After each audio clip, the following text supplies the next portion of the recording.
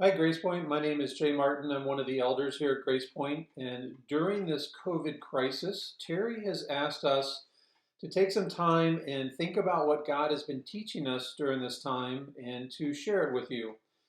And is often the case, as is often the case during a time of crisis, God uses it to point out areas of our lives that maybe need to be worked on. And honestly, it can be frustrating. It's like a parent who never misses a chance to help build your character. And sometimes you don't want your character built, especially during a crisis, but it's still there, you know. And what's been interesting in this one is I've never been in this situation, but this COVID crisis put a huge stress on my business.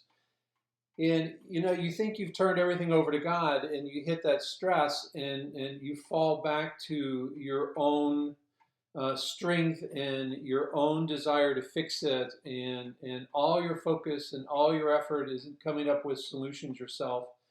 And I think we all do this in different areas of our lives. And that's been mine. That's been my stressor. It's been the place that God has really been working on me, saying, you know, there's still areas of your life that you really haven't turned them over to me, and you really don't live by faith.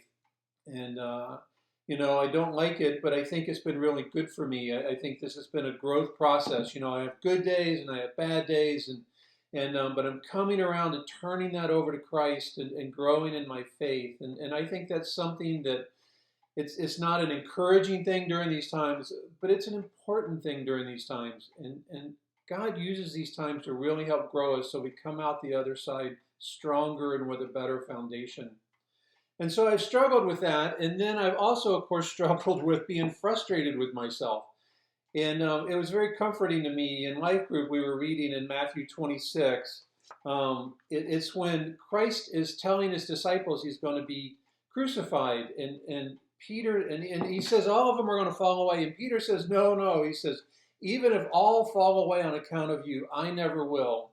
And that's the story where Christ says, oh, before the rooster crows, you will deny me three times. And of course, it comes true. And Peter had to be devastated. But we see afterwards that Peter and Jesus still had this deep love for each other. And Peter was forgiven and went on to have an amazing ministry as a founder of the church that we are all part of after Jesus rose. And so I'm really encouraged that when I have these failings and these shortcomings, it's not a surprise.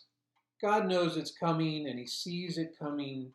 Um, and there is plenty of grace.